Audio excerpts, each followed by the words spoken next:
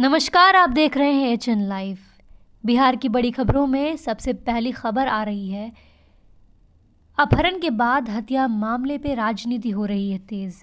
स्वर्ग व्यवसायी हरि जी की हत्या के बाद अब इनके हत्याकांड मामले पे राजनीति तेज हो रही है। बिहार के पूर्व उप मुख्यमंत्री सुशील मोदी स्वर्ग व्यवसायी के घर पहुंचे, जहां इस दौरान उन्होंने परिजनों से मुलाकात की, बातचीत की, उसके बाद पत्रकारों से बात की। सुनिए क्या कुछ कहा उन्होंने। विधायक थे, एक नाबालिग लड़की से बलात्कार के मामलों में सजा हो गई, जेल के अंदर बंद है। इसी जिले के रहने वाले अरुण यादव संदेश के पूर्व विधायक, एक नाबालिग लड़की से बलात्कार के आरोप में 1.5 साल तक फरार थे। सरेंडर किया और अभी पता नहीं अस्पताल में है कि जेल में है।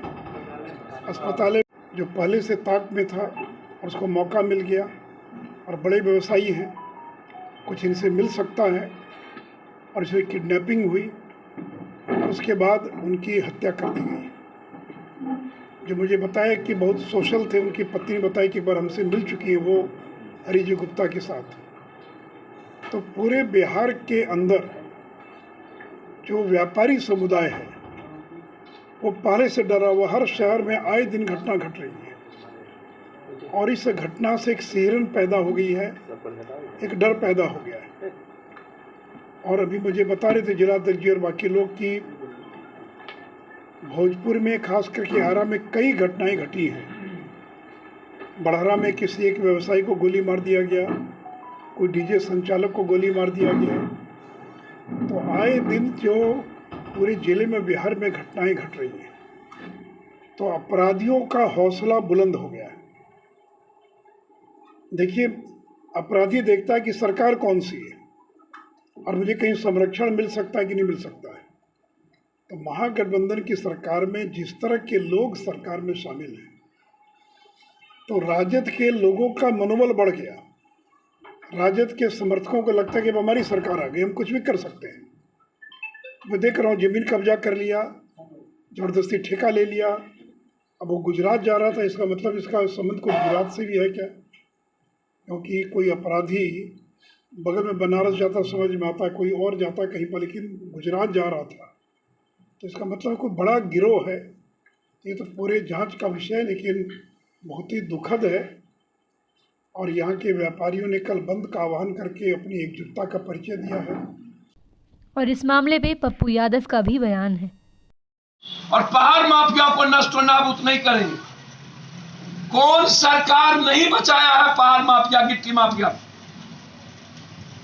पूरा का पूरा सासाराम से भभुआ जितने MP MLA बने हैं और जिसका जिसका बड़का बड़का कॉलेज है, सब गिट्टी माफिया की बदौलत। इससे बड़ी घटना नहीं हो सकती है कोई चीज। और पूरे देश के नेता चुनाव में मस्त है, एक दूसरों को गाली देने में मस्त है। हम डिमांड करते हैं इसकी SIT की जांच, 3 महीने के अंदर SPD ट्रायल, पूर्णकालिक व्यवसायियों की सुरक्षा, हर घर में व्यवसायियों को एक सुरक्षा के लिए राइफल के लाइसेंस, हर व्यवसायियों को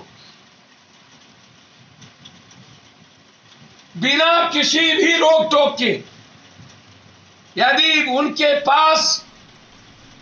बिहार के मुख्यमंत्री नीतीश कुमार ने पटना सिटी का दौरा किया, जहां वो तख्त श्री हरि मंदिर पहुंचे, जहां उन्होंने गुरु नानक जी महाराज के प्रकाश पर्व में भाग लिया। वहीं मुख्यमंत्री नीतीश कुमार जी ने गुरु महाराज के चरणों में मत्था टेक कर राज्य में अमन और चैन की दुआ की।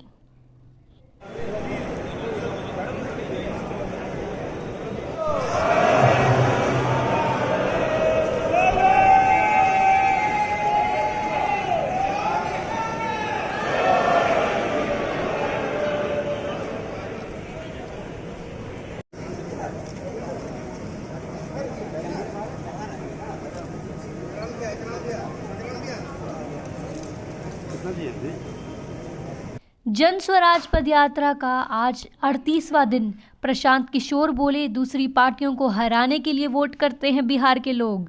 सुनिए क्या कुछ कहा प्रशांत किशोर ने। लग रहा है कि वापस फिर से ये होने वाला है, क्योंकि नदी कटते कटते नए बांध के बिल्कुल करीब आ गई है। ये लोगों ने मुद्दा उठाया तो बाढ़ और जल संसाधन की जो व्यवस्था है उसमें जैसे मसान नदी को लेकर बताया कि केदार पांडे जी के टाइम पर मसान नदी पर डैम बनाने की जो कोशिश की गई थी, उसके बाद उस पर कोई प्रयास आज तक नहीं हुआ है, जिसकी वजह से बहुत बड़ी संख्या में बहुत बड़ी एरिया में लोगों को तकलीफ है। तो एक ये बड़ा मुद्दा। इसके अलावा करीब 27 छोटी बड़ी नदियों का लोगों ने नाम लिखवाया है, जिसको आप बरसाती नदी मान सकते हैं। ऐसी नदियां जिसमें कभी अचानक से, अभी तो वो सूखा हुआ है, लेकिन अचानक से उसमें नेपाल से पानी आ जाता है, बरसात के दिनों में पानी आ जाता है और बड़ी संख्या में उससे तबाही लोगों की होती है। 1 या 2 दिन में तबाही हो जाती है और सरकार को कई जगहों पर, कई अवसरों पर तो उनको पता भी नहीं चलता है कि बाढ़ आ गई, 2-4 गांव बह गए, उनका फसल बर्बाद हो गया, उनके जानवर बर्बाद हो गए। इसके अलावा जो लोगों ने एक और जो बड़ी बात चंपारण में जो मुझे अभी तक देखने को मिली है,